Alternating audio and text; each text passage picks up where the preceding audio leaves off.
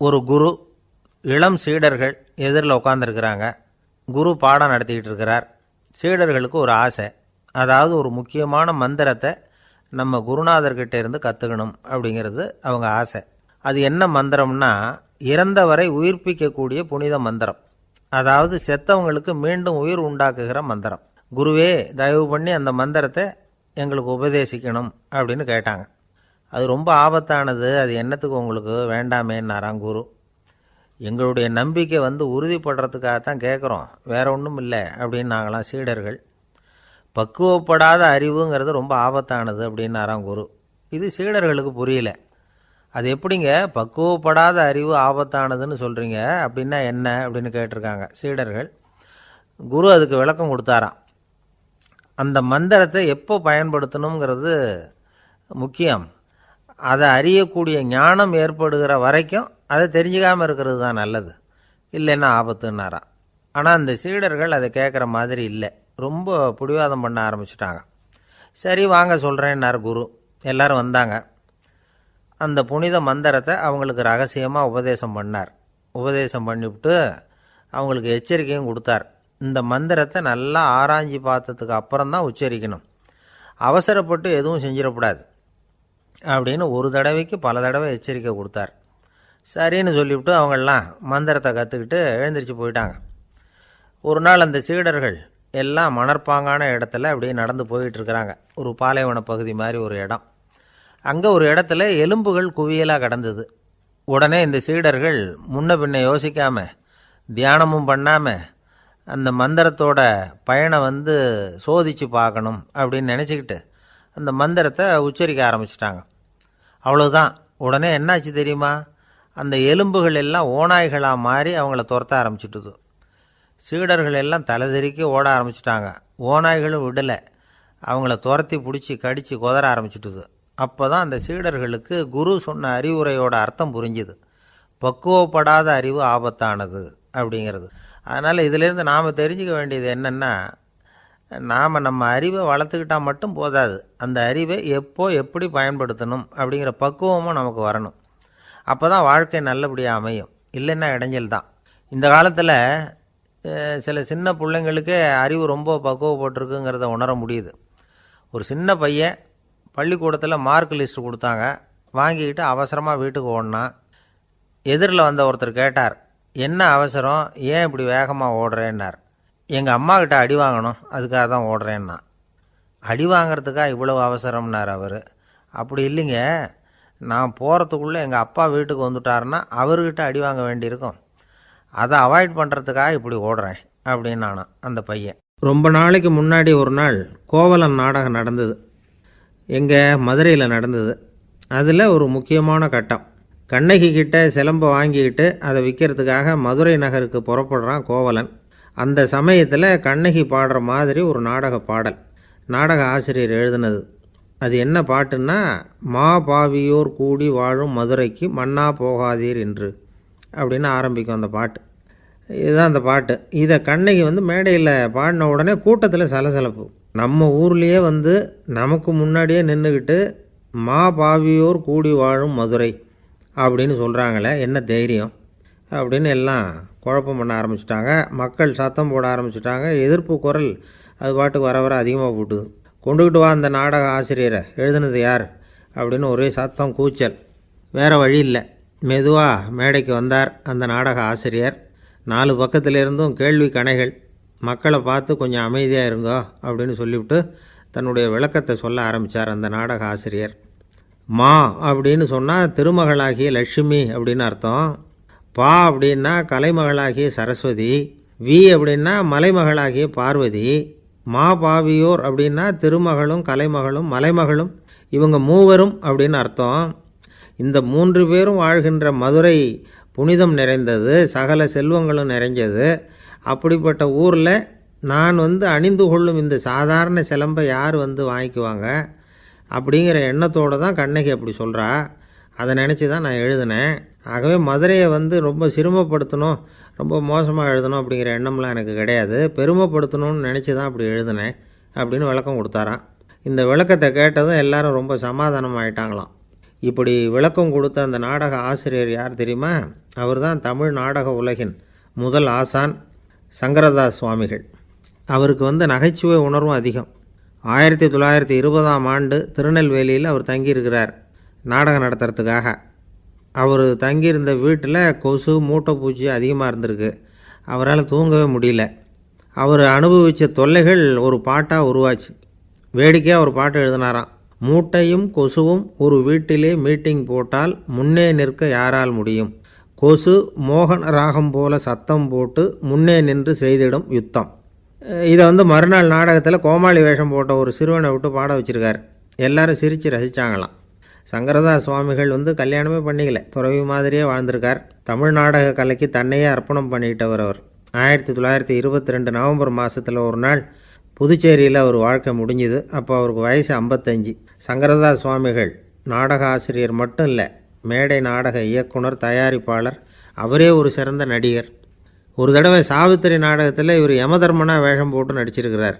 நாடகம் பார்த்துக்கிட்டு இருந்த கருவுற்ற ஒரு பெண்மணிக்கு பயத்தினால அங்கேயே குழந்தை பிறந்துட்டு தான். அந்த நிகழ்ச்சிக்கு அப்புறம் இவர் இந்த வேஷம் போடுறப்போலாம் ஜனங்களுக்கு முன்கூட்டியே எச்சரிக்கை கொடுக்க ஆரம்பிச்சிருவாராம். அதாவது அப்படி யாராவது பயப்படுறவங்க இருந்தால் கொஞ்சம் கண்ணை மூடிங்க அல்லது எழுந்திரிச்சு போடுங்கன்னு. நடிப்புன்னா அப்படிலாம் இருக்கணும். இந்த காலத்தில் நடிகர் ஒருத்தர் சொன்னார், சார் நான் இந்த நாடகத்தில் நடிக்கிறப்போ முகத்தில் நவரசங்களையும் காட்டி நடித்தேன், உணர்ச்சிகளையெல்லாம் நல்லா காட்டி நடித்தேன். அப்படி இருந்து ஜனங்கள் கல் எடுத்து மேடையில் வீசிவிட்டாங்க சார் அப்படின்னார். நாடகத்தில் உங்களுக்கு என்ன வேஷம் அப்படின்னு கேட்டாங்க. அது செத்து கிடக்கிற பணமாக நடித்தேன் சார் அப்படின்னார். என்னுடைய நண்பர் ஒருத்தர், அவருக்கு ஜாதகத்தில் நம்பிக்கை உண்டு. அவரே ஜோசியமெல்லாம் பார்ப்பார். என்ன சார் இந்த காலத்தில் இதையெல்லாம் நம்பிக்கிட்டு இருக்கீங்களேன்னு கேட்டால், உங்களுக்கு ஒன்றும் தெரியாது சார், இந்த உலகத்தில் ஒவ்வொருத்தரும் அவங்கவுங்க செய்கிற நல்லது கெட்டதுக்கு தகுந்த பலனை அனுபவிச்சே தீரணும்பார்.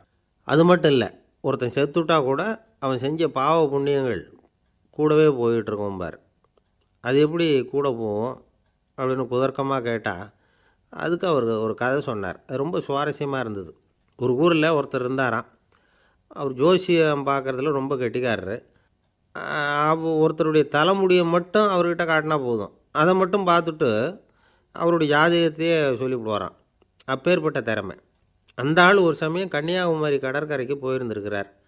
அங்கே கரை ஓரமாக ஒரு மண்டை ஓடு கிடந்திருக்கு. அதை எடுத்து பார்த்துருக்கிறார். அந்த மண்டை ஓட்டை வச்சுக்கிட்டே அதோட ஜாதகத்தை அலசியிருக்கிறார். இந்த மண்டை ஓட்டுக்கு உரிய ஆசாமி வாழ்க்கையில் ரொம்ப கஷ்டப்பட்டுருக்கிறான், நிறைய கஷ்டத்தை அனுபவிச்சிருக்கிறான், அது தாங்க முடியாமல் தான் கடலில் விழுந்து தற்கொலை பண்ணிகிட்டு இருக்கான் அப்படிங்கிறத அவர் கணிச்சுட்டார்.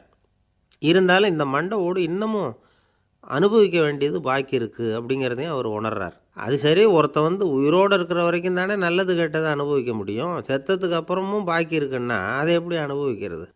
இந்த மண்டை ஓட்டுக்கு இன்னும் கொஞ்சம் பாக்கி இருக்குது அப்படிங்கிறது அவருக்கு புரிஞ்சதே தவிர அதோட அர்த்தம் என்னங்கிறது அவருக்கு சரியாக விளங்கலை. சரி, இதை இன்னும் கொஞ்சம் விவரமாக ஆராய்ச்சி பண்ணி பார்ப்போம் அப்படின்னு நினச்சிக்கிட்டு அதை தன்னுடைய வீட்டுக்கு எடுத்துகிட்டு போயிட்டார். அந்த மண்டை ஓட்டை ஒரு பொட்டியில் வச்சு பூட்டினார். தன்னுடைய தனி அறையில் அதை பத்திரமா வச்சுக்கிட்டார். தினமும் ராத்திரி ஆனதும் தன்னுடைய மனைவியை பார்த்து, நீ போய் பூஜை அறையில் தனியாக படுத்துக்கோ அப்படின்னு சொல்லிவிட்டு, இவர் தினம் ராத்திரி 12 மணிக்கு பொட்டியை திறந்து பார்ப்பார். மண்டை ஓடு அப்படியே இருந்ததே தவிர இன்னும் கொஞ்சம் பாக்கி இருக்குங்கிறதுக்கு அர்த்தம் அவருக்கு விளங்கலை. அந்த மண்டை ஓட்டுக்கு இன்னும் என்ன பாக்கி இருக்க போகுது? இப்படியே ஒரு 10 நாள் போச்சு. அந்த வீட்டம்மாவுக்கு சந்தேகம் வந்துட்டுது. நம்ம வீட்டுக்காரர் நம்மளை தனியாக ஏன் தூங்க சொல்கிறார் அப்படிங்கிற சந்தேகம். உடனே பக்கத்து வீட்டு அம்மாக்கிட்ட விஷயத்தை சொல்லியிருக்கிறாங்க. அந்த அம்மா உடனே, நீ கவலைப்படாத, நான் கண்டுபிடிச்சி சொல்கிறேன்னு சொல்லிவிட்டாங்களாம். அன்றைக்கி ராத்திரியே ஜன்னல் வழியாக எட்டி பார்த்துருக்குறாங்க. இந்த ஆள் மண்டை ஓட்டை கையில் வச்சுக்கிட்டு அதை திருப்பி திருப்பி அப்படியும் இப்படியும் பார்த்துக்கிட்டு இருந்தது தெரிஞ்சுட்டுது. மறுநாள் காலையில் அவரோட மனைவியை பார்த்தாங்க. ஏம்மா, உன் வீட்டுக்காரருக்கு நீ முதல் மனைவியா 2வது மனைவியா அப்படின்னு கேட்டாங்க. எனக்கு தெரிஞ்ச வரைக்கும் நான் ஒருத்தி தான் அவருடைய மனைவின்னாங்க. அப்படி இல்லை, நீ அவருக்கு 2வது மனைவி. முதல் மனைவியின் மண்டை ஓடு தான் அவர் கையில் இருக்குப்போ, அதை தான் அவர் தினமும் ராத்திரியில் எடுத்து பார்த்துக்கிட்டு இருக்கிறாரு அப்படின்னு விட்டாங்க அந்த அடுத்த வீட்டம்மா. அப்படியா விஷயம்னு சொல்லிவிட்டு கணவன் வீட்டில் இல்லாத நேரமாக பார்த்து அந்த மண்டை ஓட்டை எடுத்து கொண்டாந்து ஒரு உரலில் போட்டு உலக்கையால் குத்தி நொறுக்க ஆரம்பிச்சுட்டுது அந்த அம்மா. வெளியே போயிருந்த அந்த ஆள் அப்போ தான் உள்ளே நுழைஞ்சார். மண்டை ஓடு உலக்கைக்கிட்ட குத்து வாங்கிட்டு இருக்கு. அது அனுபவிக்க வேண்டியது இன்னும் கொஞ்சம் பாக்கி இருக்குது அப்படிங்கிறதுக்கான அர்த்தம் எனக்கு இப்போ தான் புரிஞ்சுதுன்னாராம் அவர். இந்த கதையிலேருந்து நாம் இன்னொரு நீதியையும் புரிஞ்சுக்கணும். அதாவது நம்ம வீட்டை பற்றி நமக்கு தெரியாததெல்லாம் அடுத்த வீட்டுக்காரங்களுக்கு நல்லா தெரியும். ஒருத்தர் ரொம்ப கவலையோடு உட்காந்துருந்தார். எதை பற்றி சார் கவலைப்படுறீங்கன்னு கேட்டோம். எதிர்காலத்தை பற்றி கவலைப்படுறேன்னார். ஏன்னு கேட்டோம். என்ன பண்ணுறதுன்னே தெரியல சார், எதிர்காலம் ஒரே இருட்டாக இருக்குது, பாதையே புரியலன்னார். இன்றைக்கி நம்ம இளைஞர்கள் பல பேருக்கு எதிர்காலம் இருட்டாக தான் தெரியுது. அவங்கெல்லாம் இந்த கதையை கொஞ்சம் கேட்கணும். ஒரு மலை அடிவாரத்தில் ஒரு சின்ன கிராமம். அந்த மலை ரொம்ப உயரமானது. அடர்த்தியாக செடி கொடிகள் மரங்கள் அதில் மண்டி கிடக்குது. பகல் வேளையில் இருட்டாக தான் இருக்கும், அவ்வளோ அடர்த்தி. அந்த மலை உச்சியில் ஒரு கோவில். நாள் ராத்திரியே புறப்பட்டால் தான் காலையில் அந்த கோவிலுக்கு போய் சேர முடியும். கிராமத்து இளைஞன் ஒருத்தன் அந்த மலை உச்சிக்கு போக வேண்டியிருந்தது. கையில் ஒரு விளக்கை எடுத்துக்கிட்டு நாள் ராத்திரியே புறப்பட்டான். புறப்பட்டு போனவன் கிராமத்து எல்லையிலேயே நின்றுட்டான். ஏன் தெரியுமா? அவன் கையில் இருந்த விளக்கோட வெளிச்சம் 10 அடி தூரத்துக்கு தான் தெரியுது. அது வரைக்கும் தான் பாதை தெளிவாக இருக்குது. அதுக்கு அப்பாலெல்லாம் ஒரே இருட்டாக இருக்குது, பாதை புரியல. இவன் யோசனை பண்ணி பார்த்தான். மனசுக்குள்ள ஒரு சந்தேகம். 10 அடி தூரம் தானே வெளிச்சம் தெரியுது, அப்படின்னா நாம் 10 அடி தூரம் தானே போக முடியும். அதுக்கும் அந்தாண்ட ஒரே இருட்டாக இருக்குதே, அதில் எப்படி நாம் நடந்து போகிறது? நாம் ரொம்ப தூரம் நடந்து போய் ஆகணுமே. அப்படிப்பட்ட நினப்பெல்லாம் அவனுக்கு வந்துவிட்டது. இதுதான் அவன் மனசில் ஏற்பட்ட தயக்கம். இப்படி யோசிச்சுக்கிட்டே அந்த இளம் ஆசாமி புறப்பட்ட இடத்துலேயே நின்றுக்கிட்டு இருக்கிறான். அந்த சமயத்தில் ஒரு வயசான பெரியவர் அந்த பக்கமாக வந்தார். அவர் கையில் இதை விட சின்னதாக ஒரு விளக்கு வச்சுருந்தார். அது எப்படின்னா அது ஒரு 5 அடி தூரத்துக்கு தான் வெளிச்சம் காட்டுது. அவ்வளவு சின்ன விளக்கு. அவரும் மலை உச்சிக்கு போகிறதுக்காக தான் வந்துக்கிட்டு இருக்கிறார். அவரை பார்த்து இவன் கேட்டான், என்ன பெரியவரே, இவ்வளவு சின்ன விளக்கை வச்சுக்கிட்டு அவ்வளவு தூரத்துக்கு எப்படி மலையேற போகிறீங்க அப்படின்னு கேட்டான். நீ ஏன் இப்படி தயங்கிக்கிட்டே நிற்கிறேன்னு கேட்டார் பெரியவர். என்கிட்ட இருக்கிற விளக்கு 10 அடி தூரத்துக்கு தான் பாதையை காட்டுதுன்னா. இப்போ பெரியவர் சொன்னார், தம்பி, உன் கையில் இருக்கிற விளக்கு கொடுக்குற வெளிச்சத்தை வச்சு நீ முதல்ல 10 அடி தூரம் முன்னாடி போ.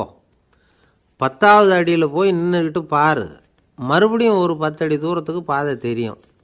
இப்படி உன் கையில் இருக்கிற விளக்கு தொடர்ந்து வெளிச்சம் காட்டிக்கிட்டே இருக்கும். நீ முன்னேற முன்னேற அந்த வெளிச்சமும் முன்னேறும். அதனால் எத்தனை கிலோமீட்டர் தூரம் வேணும்னாலும் நீ இந்த 10 அடி தூரம் வெளிச்சத்தை வச்சுக்கிட்டே நீ போயிடலாம், புறப்படு அப்படின்னார். இப்போ தான் அந்த பெரியவர் சொன்னது இளைஞனுக்கு பளிச்சுன்னு புரிஞ்சுதான். உடனே உற்சாகமாக புறப்பட்டான், உச்சிக்கு போய் சேர்ந்தான். இந்த கதையிலேருந்து நாம் புரிஞ்சிக்க வேண்டியது என்ன தெரியுமா? நீண்ட கால திட்டம் ஒன்று போடும் பொழுது நமக்கு முன்னாடி இருக்கிறத மறந்துட்டு மனசை போட்டு குழப்பிக்கக்கூடாது. உங்கள் கையில் என்ன இருக்கோ அதுலேயே உங்கள் எதிர்காலம் மறைஞ்சிருக்குது. கண் முன்னாடி தெரியறத வச்சு ஆரம்பிங்க, போக போக வழி தானாக புலப்படும் அப்படிங்கிறார் ஒரு பெரியவர். பெரிய பயணங்களையெல்லாம் இப்படி தான் நடத்த வேண்டியிருக்கும். ஒவ்வொரு அடியாக எடுத்து வச்சா ஓடி போய் சேர்ந்து விடலாம். மலைச்சி போய் நின்றுட்டா நின்றுக்கிட்டே இருக்க வேண்டியது தான். நம்ம ஆள்லாம் ரொம்ப மோசமாக இருக்கிறாங்க. ஒருத்தன் அப்படி தான் நீண்ட தூர பிரயாணம் ஒன்று புறப்பட்டான். ரயில் போய்கிட்டே இருந்தது. கொஞ்சம் தூரம் போச்சு, பாதி வழியில் கையில் வச்சுருந்த டிக்கெட்டை காற்றுல விட்டுட்டான்.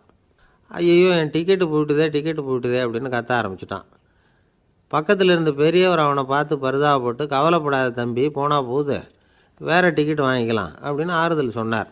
அதுக்கு அவன் சொல்கிறான், சார், நான் அதுக்காக அழலை, அந்த டிக்கெட்டு கிடைச்சா தானே நான் எந்த ஊருக்கு போகணுங்கிறது எனக்கு தெரியும் அப்படிங்கிறான். ஒரு ஊரில் ஒரு ஆள் இருந்தான். அவனுக்கு ஒரே ஒரு மகள். அவளை நல்ல இடத்துல கட்டி கொடுக்கணும்னு ஆசைப்பட்டான். அதுக்காக மாப்பிள்ளை தேடிக்கிட்டு இருந்தான். அவன் கொஞ்சம் வசதியான ஆள், அதனால் நிறைய பேர் வந்தாங்க. இருந்தாலும் ஒரு நல்ல குணமுள்ள மாப்பிள்ளையாக இருக்கணும் அவன் எதிர்பார்த்தான். அப்படி இருக்கணும்னு தொடர்ந்து முயற்சி பண்ணான். கடைசியாக ஒரு 3 பேர் கிடைச்சாங்க. அந்த 3 பேரில் யாரை தேர்ந்தெடுக்கிறது, இதுதான் அவனுக்கு வந்த குழப்பம். இந்த நிலைமையில் ஒரு பெரியவரை தேடி போனான். அவர்கிட்ட தன்னுடைய பிரச்சனையை சொன்னான். அவர் கொஞ்சம் யோசனை பண்ணார். அதுக்கப்புறம் 3 பேரையும் கூப்பிட்டார். இதை பாருங்கப்பா, உங்கள் 3 பேருக்கும் 3 மாத கால அவகாசம் தர்றேன். நீங்கள் இப்போ போகலாம். 3 மாதம் கழித்து திரும்பி வரலாம். அப்படி வரும்பொழுது இந்த 3 மாத காலத்தில் நீங்கள் செஞ்ச நல்ல காரியம் ஏதாவது ஒன்று சொல்லணும். அதை வச்சு உங்களில் ஒருத்தரை நாங்கள் தேர்ந்தெடுத்துக்கிறோம் அப்படின்னு சொன்னாராம். 3 பேரும் சரின்னு சொல்லிவிட்டு திரும்பி போயிட்டாங்க. 3 மாதம் ஆச்சு. அதுக்கப்புறம் ஒரு நாள் திரும்பி வந்தாங்க. அவர் அவங்கள கூப்பிட்டு உட்கார வச்சார். அப்புறம் கேட்டார், இப்போ சொல்லுங்கள், இந்த 3 மாத காலத்தில் நீங்கள் செஞ்சுருக்கிற ஏதாவது ஒரு நல்ல காரியத்தை சொல்லுங்க அப்படின்னார். முதல்ல ஒருத்தன் எழுந்திரிச்சு நின்னான். ஐயா, எங்கள் அப்பா இறந்த பிறகு அவரோட கணக்கு வழக்குகளை எடுத்து பார்த்துக்கிட்டு இருந்தேன். அவர் ஒரு வியாபாரிகிட்ட 10,000 ரூபா கடன் வாங்கியிருக்கிறதாக எழுதியிருந்தார். அந்த வியாபாரியும் இப்போ உயிரோடு இல்லை. இருந்தாலும் அந்த வியாபாரியோட மகனை தேடி கண்டுபிடிச்சேன். கணக்கு புத்தகத்தை காட்டினேன். எங்கள் அப்பா உங்கள் அப்பா கிட்ட 10,000 ரூபா கடன் வாங்கியிருக்கிறதாக இதை எழுதியிருக்கிறார். அதனால் அதை திருப்பி கொடுக்கறதுக்காக வந்திருக்கிறேன். இந்தாங்க அந்த பணம் அப்படின்னு சொல்லி கொடுத்துட்டு வந்துட்டேன் அப்படின்னு நானும். இதை பெரியவர் கவனமாக கேட்டுக்கிட்டார். அதுக்கப்புறம் 2வது இளைஞன் எழுந்திரிச்சான். ஐயா, நான் போன மாதம் ஒரு நாள் ராத்திரி வேளையில் ஒரு காட்டுப்பாதை வழியாக எங்கள் ஊருக்கு போய்கிட்டு இருந்தேன். அந்த சமயத்தில் அந்த வழியாக வந்துக்கிட்டு இருந்த ஒரு வழிப்போக்கர்கிட்ட 4-5 திருடர்கள் வம்பு வளர்த்து அவர்கிட்ட இருந்த பொருளை எல்லாம் கொள்ளையடிச்சிக்கிட்டு இருந்தாங்க. நான் உடனே ஒரு குச்சியை எடுத்துகிட்டு ஓடினேன். அந்த திருடர்களை அடித்து விரட்டினேன். பொருளை எல்லாம் மீட்டு அந்த வழிப்போக்கர்கிட்ட ஒப்படைச்சேன். அவரை பத்திரமா அழைச்சிக்கிட்டு போய் அவர் வீட்டில் விட்டுட்டு வந்தேன் அப்படின்னு நானும். இதையும் பெரியவர் கவனமாக கேட்டுக்கிட்டார். அடுத்தபடியாக 3வது இளைஞன் எழுந்திரிச்சான். ஐயா, போன மாதம் ஒரு நாள் நான் ஒரு மலைப்பாதை வழியாக போய்கிட்டு இருந்தேன். மலைப்பாதை விளிம்பில் ஒரு மதகு கட்டை, அது மேலே ஒரு ஆள் படுத்து தூங்கிட்டு இருந்தான். அந்த பக்கம் தவறி உருண்டு விழுந்திருந்தான்னா அதில் பாதாளம். அது மலையடி வாரத்தில் போய் தான் விழணும், அவ்வளவு பள்ளம். அது தெரியாமல் அவன் பாட்டுக்கு தூங்கிட்டு இருந்தான். நான் உடனே அவன்கிட்ட ஓடி போய் குனிஞ்சு அவன் முகத்தை பார்த்தேன். அப்போ தான் புரிஞ்சுது, அவன் ஏற்கனவே எனக்கு தெரியும். அவனை எனக்கு நிறைய கெடுதல் பண்ணியிருக்கிறான், இடைஞ்சல் கொடுத்தவன்.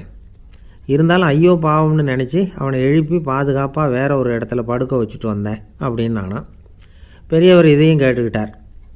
அதுக்கப்புறம் அவங்க 3 பேரையும் பார்த்து, நீங்கள் போகலாம், நாங்கள் யோசித்து முடிவு பண்ணி உங்களுக்கு சொல்லி அனுப்புகிறோம் அப்படின்னாராம். அந்த இளைஞர்கள் புறப்பட்டு போயிட்டாங்க.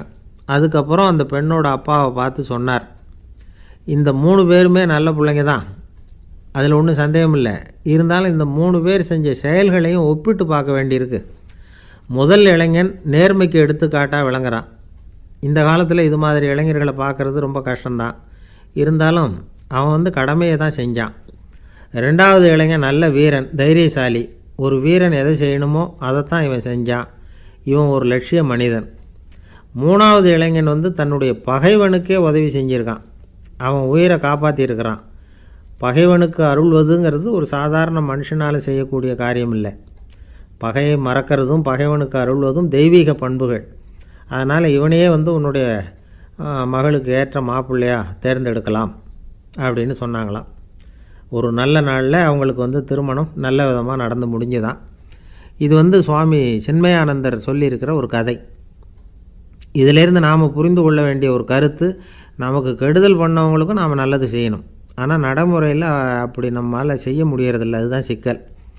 நம்மால் ஒருத்தங்கிட்ட கேட்டேன், ஏண்டா உன்னுடைய பகைவன் ஒருத்தன் அது மாதிரி ஒரு மலைப்பாதை மதகு கட்டையில் படுத்திருந்தா உடனே நீ என்ன நினைப்ப அப்படின்னு கேட்டோம். இது ஒரு அருமையான சந்தர்ப்பம்னு நினைப்பேன் அப்படின்னா. எதுக்குன்னு கேட்டோம். அவனை அந்த பக்கமாக உருட்டி கீழே தள்ளுறதுக்கு அப்படின்னா. ஒரு காடு, அங்கே புத்தர் அவர் பாட்டுக்கு நடந்து போய்கிட்டே இருக்கிறார். அவருக்கு பின்னாடி ஒரு குரங்கு, அதுவும் தொடர்ந்து வந்துக்கிட்டே இருக்குது. புத்தர் திரும்பி பார்த்தார். குரங்கு அப்படியே குதித்து உயர எழும்பி ஒரு கிளையில் போய் உக்காந்துது. ஏன் இப்படி பண்ணுறேன்னு கேட்டார் புத்தர். என்னை சாதாரணமாக நினைக்க வேணாம், நான் மகாமந்தி, என்னால் எல்லாம் முடியும், முடியாதுங்கிற வார்த்தையே என்னுடைய அகராதியில் கிடையாது, என்ன வேணும்னாலும் செய்வேன் அப்படின்னுது. அப்படின்னா ஒரு பந்தயம் வச்சுக்கலாமான்னார் இவர். ஓ வச்சுக்கலாமேன்னுது. வேறு ஒன்றும் இல்லை, இப்போ நீ மேலே எழும்பி அந்த கிளையில் உட்காந்தது மாதிரி அங்கேருந்து தாவி என் உள்ளங்கையில் உட்காரணும், அவ்வளவுதான் அப்படின்னார். அப்படி உட்காந்துட்டா என்ன பரிசு அப்படின்னு கேட்டது. அது சொர்க்கத்தில் இருக்கிற மாமன்னன் மரகத சக்கரவர்த்தியை என்னோட இருக்கும்படியாக கூப்பிட்டுக்கிறேன். அந்த சமயத்தில் அவருடைய அரியணை அங்கே காலியாகிடும், நீ அதில் போய் உட்காந்துக்கலாம். பந்தயத்தில் தோத்துட்டா ஒரு கல்ப காலம் இந்த பூமியில் வாழ வேண்டியிருக்கும். அதுக்கு பிறகு தான் என்கிட்ட வர முடியும், என்ன சொல்கிற அப்படின்னார். குரங்குக்கு தாவறது ஒரு பெரிய காரியமா? இது எனக்கு ரொம்ப சாதாரண விஷயம், என்ன இப்போவே தாவட்டுமா அப்படின்னுது. சரின்னு சொல்லி உள்ளங்கையை நீட்டினார். அவருடைய கை தாமரை இலை அளவுக்கு அப்படியே விரிஞ்சுது. குரங்கு சௌகரியமாக உட்கார்றதுக்காக. குரங்கு தாவறதுக்கு தயாராச்சு. அதுக்கு முன்னாடி ஒரு சின்ன யோசனை. அதுக்கு இந்த கிளையிலேருந்து அந்த கைக்கு தாவறது எனக்கு ரொம்ப அற்பமான ஒரு வேலை. இது ரொம்ப சாதாரணம். என்னுடைய கௌரவத்துக்கு இது சரியாக இருக்காது. அதனால் நான் என்ன பண்ண போகிறேன்னா, இங்கேருந்து கிளையிலேருந்து அப்படியே உயர எழும்ப போகிறேன். எழும்பி மேல் உலகம் போய் அங்கே ஒரு சுற்றிவிட்டு அதுக்கப்புறம் அங்கேருந்து நேராக வந்து இந்த கையில் உட்கார போகிறேன் அப்படின்னு நினச்சிது. என்ன யோசிக்கிற அப்படின்னார் புத்தர். ஒன்றும் இல்லை, இந்த பாயிரம் பார் அப்படின்னு சொல்லி தாவி உயர போயிட்டுது. கொஞ்ச நேரத்தில் வான உலகத்துக்கே போய் சேர்ந்துட்டுது. அங்கே போய் பார்த்தா அங்கே ஒரு 5 பளிங்கு தூண்கள் இளம் சிவப்பு நிறத்தில் நின்றுக்கிட்டு இருக்குது. குரங்கு நினச்சிக்கிட்டது, புத்தர்கிட்ட போய் இந்த பளிங்கு தூண்களை பார்த்தோம்னு சொன்னால் அப்படியே திகைச்சு போயிடுவார், இந்த தூணில் ஏதாவது அடையாளம் செஞ்சுட்டு போகணும் அப்படின்னு அந்த இடத்துல மிதந்துக்கிட்டே நினச்சிது. உடனே ஒரு தூணில் எழுந்துச்சு. என்ன எழுதிச்சுன்னா, ஒரு மகா ஞானி இங்கே வந்துட்டு போகிறார் அப்படின்னு எழுதிச்சு. எழுதிவிட்டு அப்படியே கீழே தாவி வந்து புத்தரோட உள்ளங்கையில் உட்காந்துது. எப்படி பார்த்தீங்களா என்னுடைய வேலை? வான உலகத்துக்கே போய் அங்கே இருக்கிற 5 பளிங்கு தூண்களை பார்த்துட்டு அதில் நான் வந்த விவரத்தை எழுதி வச்சுட்டு அதுக்கப்புறம் இங்கே வந்திருக்கிறேன் அப்படின்னுது ரொம்ப பெருமையாக. அப்படியா அப்படின்னார் புத்தர். ஆமாம், சந்தேகமாக இருந்தால் வாங்க, அழைச்சிட்டு போய் காட்டுறேன் அப்படின்னுது அந்த குரங்கு. அதுக்கு தேவையில்லை, அப்படியே கொஞ்சம் கீழே குனிஞ்சு பார் தெரியும் அப்படின்னார் புத்தர். அங்கே பார்த்தா புத்தரோட உள்ளங்கை தெரிஞ்சுது. நல்லா உத்து பார்த்துது. அவரோட ஒரு விரலில் அது எழுதிய வாசகம் தெரிஞ்சுது. குரங்கு யோசனை பண்ணிச்சு, அப்படின்னா வானத்தில் நான் பார்த்தது புத்தரோட விரல்களா அப்படின்னு யோசிச்சுது. இதை புரிஞ்சுக்கிட்ட உடனே அந்த குரங்கோட கர்வம் அழிஞ்சு போச்சான். நம்ம மனசு தான் இந்த குரங்கு. மனம்ங்கிறதும் ஆணவங்கிறதும் ஒரு நாணயத்தின் 2 பக்கங்கள். மனம் உள்ளவரை ஆணவமும் இருக்கும். மனம் அழிஞ்சாதான் ஆணவம் அழியும். மனம் அழிய வேண்டும் அப்படின்னு பெரியவங்க சொல்கிறது இந்த அர்த்தத்தில் தான். நம்ம ஆளுங்க சவால் விடுறதெல்லாம் வேறு மாதிரி. ஒருத்தன் ஒரு வாய்க்காலை தாண்டுறேன்னு பந்தயம் கட்டி தாண்ட முடியாமல் வாய்க்காலில் விழுந்து காலை உடச்சிக்கிட்டு கட்டு போட்டுக்கிட்டு வந்தான். ஏன்டா அப்படின்னு கேட்டாங்க. நான் பந்தயம் கட்டின நேரம் சரியில்லை அப்படின்னா.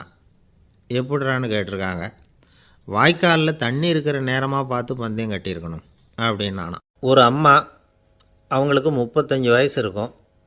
குடும்பத்தில் எந்த கஷ்டமும் இல்லை. இருந்தாலும் காரணம் இல்லாமல் பிள்ளைங்க பேரில் கோவப்படுறது, எரிஞ்சு விடுறது அவங்க வழக்கம். பிள்ளைங்க அழும். உடனே அவங்க மனசும் சங்கடப்படும். இன்னொரு அம்மா, நல்ல வேலையில் இருக்கிறவங்க, வாரத்துக்கு ஒரு தடவையாவது தலைவலி வந்துடும். இவங்களுக்கெல்லாம் உடம்புல எந்த கோளாறும் இல்லை, மனசு மட்டும் சரியாக இருக்காது. தூக்க மாத்திரை கையில் வச்சுருப்பாங்க. 30-35 வயசுடைய பெண்களுக்கு சர்வசாதாரணமாக காணப்படுகிற மனக்கோளாறு இது. இதுக்கு பேர் வந்து மனவாட்டம், டிப்ரெஷன், மனமடிவு அப்படின்னு சொல்லலாம். இந்த நோய்க்கு அறிகுறி என்ன தெரியுமா? மனசில் வருத்தமான உணர்வு இருக்கும். அடிக்கடி அழலாம் போல தோணும். முன்னால் எல்லாம் எந்தெந்த செயலில் ஆர்வம் இருந்ததோ அதெல்லாம் குறைஞ்சிரும், அல்லது சுத்தமாகவே ஆர்வம் இல்லாமல் போயிடும். சில பெண்கள் வந்து இளம் வயசில் பக்கத்தில் இருக்கிறவங்க கிட்ட கலகலப்பாக பேசுவாங்க. வீட்டை அலங்கரிக்கிறதுல ஆர்வம் இருக்கும். இப்போ அதிலெல்லாம் ஆர்வம் இல்லாமல் போயிடும். எந்த வேலை செஞ்சாலும் சீக்கிரம் களைப்பு அடைஞ்சுடுறது மாதிரி ஆகிடும். நமக்கு யாருமே உதவியாக இல்லை, நம்ம எல்லாரும் கை விட்டுட்டாங்க போல் இருக்குதே அப்படிங்கிற உணர்வுலாம் உண்டாகும். தன்னைத்தானே குறை சொல்லிக்குவாங்க.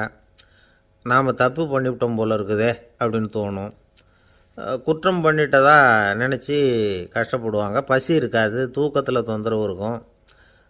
அடிக்கடி செத்து போடலாங்கிற உணர்வு வரும். தற்கொலை பண்ணிக்கலாங்கிற எண்ணம் உண்டாகும். சில பேர் தற்கொலை முயற்சியில் கூட ஈடுபடுவாங்க. சில பேருக்கு பலவிதமான உடல் வலிகள் இருக்கும், பலவீனம் இருக்கும், சீக்கிரமாக களைப்படைஞ்சு போடுவாங்க. இதெல்லாம் மனவாட்ட நோய்க்கான தன்மைகள். இந்த மனவாட்டம், அதாவது டிப்ரெஷனை வந்து 2 வகையாக பிரிக்கலாமா. ஒன்று தானாக உண்டாக்கிக்கிறது, இன்னொன்று எதிர் விளைவை உண்டு பண்ணுகிற அல்லது நரம்பு சம்பந்தப்பட்ட டிப்ரெஷன். தானாக உண்டாக்கிக்கிற மனவாட்ட நோய் இருக்குது பாருங்கள், அதுக்கு ஏதாவது சூழ்நிலை காரணமாக இருக்கலாம் அல்லது இல்லாமலும் போகலாம். மூளையில் வந்து டொப்பாமைன் அல்லது செரட்டோனின் இதோட அளவு வந்து குறையும் பொழுது இந்த டிப்ரெஷன் உண்டாகுது. இதுக்கு ஓரளவு பிறவி காரணங்கள் கூட இருக்கலாம். குடும்பத்தில் வேறு சிலருக்கும் வரலாம். பாதிக்கப்பட்ட பெண்ணை வந்து பார்க்குறதுக்கு பலவீனமாக தெரியும். கடுமையான குற்ற உணர்வு இருக்கும். தனியாக இருக்கிறதுக்கு ஆசைப்படுவாங்க. நடு ராத்திரியில் எழுந்திரிச்சு உட்காந்து கஷ்டப்பட்டுக்கிட்டு இருப்பாங்க. கொடூரமான முறையில் தற்கொலை பண்ணிக்க முயற்சி பண்ணுவாங்க. தீ வச்சுக்கிறது, அமிலத்தை குடிக்கிறது, தூக்கில் தொங்குறது. இப்படி தானாக வரவழைச்சிக்கிற மனவாட்ட நோய் வந்து மறையக்கூடிய நோய். ஒரு தடவை வந்தால் 3லேருந்து 6 மாதம் வரைக்கும் நீடிக்கும். இடைப்பட்ட காலங்களில் நோயாளி இயல்பாக இருப்பார். எதிர் விளைவை உண்டு பண்ணுகிற அல்லது நரம்பு சம்பந்தப்பட்ட மனவாட்ட நோய் எப்படின்னா, கணவன் மனைவி மாமியார் மருமகள் இப்படிப்பட்ட உறவு முறை பிரச்சனைகள், தோல்விகள், எரிச்சல்கள், ஆஃபீஸு பிரச்சனை, இப்படிப்பட்ட சூழ்நிலையால் உண்டாகிறது. எல்லாத்துக்கும் மருந்து இருக்குது, மார்க்கம் இருக்குது, கவலைப்பட வேண்டியதில்லை, தைரியமாக இருக்கணும். உளவியல் மருத்துவம் இதுக்கு ரொம்ப உபயோகமாக இருக்கும். சில பெண்களை பாருங்கள், அவங்க எதுக்கும் அலட்டிக்கிறது இல்லை. ஒரு அம்மா அப்படி தான் தன்னுடைய கணவனை அழைச்சிக்கிட்டு ஒரு மனநோய் மருத்துவர்கிட்ட வந்தாங்க. டாக்டர், எங்கள் வீட்டுக்காரர் திடீர்னு ஒரு மாதிரி ஆயிட்டார், வித்தியாசமாக நடந்துகிறார். எப்படின்னா, இவர் தன்னையே ஒரு ஒட்டடை குச்சியாக நினச்சிக்கிட்டு இருக்கிறார். அப்படி நினச்சிக்கிட்டு தன்னுடைய தலையாலேயே வீட்டில் உள்ள ஒட்டடையெல்லாம் தொடச்சிக்கிட்டு இருக்கிறார் அப்படின்னாங்க. எவ்வளவு நாளாக அப்படி இருக்குதுன்னு கேட்டார் டாக்டர். 1 வாரமாக அப்படி இருக்குது அப்படின்னாங்க அந்த அம்மா.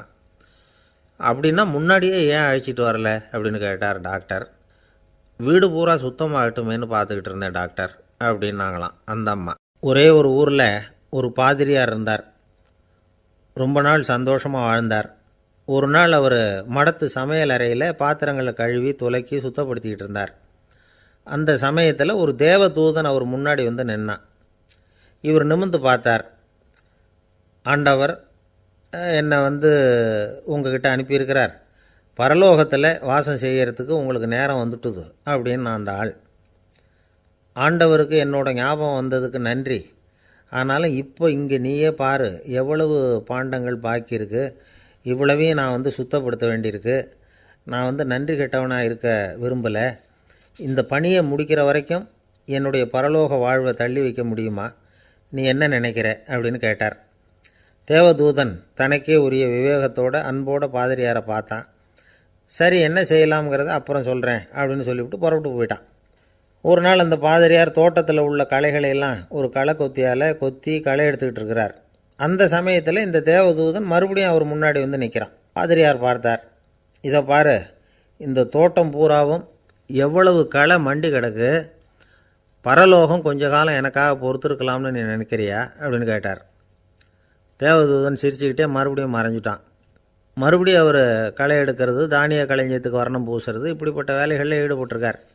இன்னொரு நாள் ஒரு மருத்துவமனையில் நோயாளிகளை கவனிச்சிக்கிட்டு ரொம்ப தீவிரமாக இருக்கிறார் அந்த பாதிரியார். ஒரு நோயாளியோட தாகத்துக்கு தண்ணீர் கொடுத்துட்டு நிமிர்ந்து பார்க்குறப்போ தேவதூதன் மறுபடியும் அவர் முன்னாடி நிற்கிறான். இந்த தடவை பாதிரியார் தன்னலமற்றவராக பேரன்பை காட்டக்கூடிய வகையில் தன்னுடைய 2 கைகளையும் உயர்த்தியபடி தேவதூதனின் கவனத்தை பிணியால் வாடக்கூடிய நோயாளிகளின் பக்கம் திருப்பினாராம். தேவதூதன் ஒன்றும் சொல்லலை, மறைஞ்சிட்டான். அன்னைக்கு சாயந்தரம் பாதிரியார் மடத்தில் உள்ள தன்னுடைய அறைக்கு போய் இளைப்பாறினார். யோசித்து பார்த்தார். தேவதூதனையும் தேவதூதனின் விருப்பத்தையும் பல நாள் தள்ளி போட்டு வந்ததையும் அவர் ரொம்ப நினச்சி பார்த்தார். திடீர்னு தான் முதுமை அடைகிறதையும் சோர்வு அடைகிறதையும் உணர்ந்தார். ஆண்டவரை நினச்சார். ஆண்டவரே, உம்முடைய தூதனை மறுபடியும் என்கிட்ட அனுப்புனா நான் சந்திக்கிறதுக்கு ஆவலாக இருக்கேன் அப்படின்னு சொல்கிறப்பவே தேவதூதன் பக்கத்தில் நின்னான். பாதிரியார் நிமிர்ந்து பார்த்தார். நீ இப்போவே என்னை அழைச்சிக்கிட்டு போக விரும்பினா நான் பரலோகத்துக்கு வர்றதுக்கு தயாராக இருக்கேன்னார். தேவதூதன் அந்த பாதிரியாரை அன்போடவும் விவேகத்தோடவும் பார்த்து, நீங்கள் என் கூட பரலோகத்துக்கு வர்ற தயாராக இருக்கிறதா சொல்கிறீங்க, ஆனால் நீங்கள் இது வரைக்கும் வேறு எங்கே இருந்ததான் நினைக்கிறீங்க அப்படின்னானோ. அப்படின்னா இது வரைக்கும் இருந்த இடம்தான் பரலோகம் அப்படிங்கிறத உணர்த்தியிருக்கிறான். பரலோகம்னா என்னென்னு புரிஞ்சுக்கிறதுக்கு இந்த சம்பவம் நமக்கு உதவியாக இருக்குது. தொண்டு செய்கிறத விட பெரிய செயல் வேறு எதுவும் இருக்க முடியாது. அது நம்ம மனசுக்கு கொடுக்குற சுகத்தை வேறு எதுவும் கொடுக்க முடியாது. நாம் தொண்டு செய்கிற இடம் தான் அந்த புண்ணிய இடம். ஆனால் இந்த காலத்துல எல்லாம் நாம் தொண்டு செய்யணும்னு நினச்சி ஏதாவது ஆரம்பித்தா கூட அதை ஒரு மாதிரியாக சுற்றி நின்று வேடிக்கை பார்க்க ஆரம்பிச்சிடுறாங்க. ஒரு பெரியவர் அப்படி தான் ஒரு தொண்டு செஞ்சுக்கிட்டு இருந்தார். ஒரு கோவில் கட்டிக்கிட்டு இருந்தாங்க. அதில் ஒரு இடத்துல ஒரு பலகையை வச்சு ஆணி அடிக்கிற வேலையை செஞ்சுக்கிட்டு இருந்தார் அந்த பெரியவர். ஒரு சின்ன பையன் அதை ரொம்ப ஊக்கமாக அக்கறையாக கவனிச்சிக்கிட்டு இருந்தான். பெரியவர் இதை கவனித்தார். என்னப்பா பார்க்குற, உனக்கும் இது மாதிரி தொண்டு செய்யணும்னு ஆசையாக இருக்கா அப்படின்னு கேட்டார். அதுக்கு அந்த பையன் சொல்கிறான், அப்படி இல்லைங்க, நீங்கள் ஆணி அடிக்கிறப்போ கையில் சுத்தியால் அடிச்சுக்கிட்டா எப்படி துடிப்பீங்க எப்படி கத்துவீங்கன்னு தெரிஞ்சுக்கிறதுக்காக அதை பார்க்கணும்னு ஆசை, அதுக்காக தான் காத்துக்கிட்டு இருக்கேன் அப்படின்னு நானும். ஒரு ஊரில் ஒரு ஞானி இருக்கிறார், ரொம்ப பெரிய ஞானி, ரொம்ப வயசாகிட்டுது. கடைசி காலத்தில் அவர்கிட்ட சில பேர் வந்தாங்க. உங்கள் குரு யார் அப்படின்னு கேட்டாங்க. அவர் நிமிர்ந்து பார்த்தார்.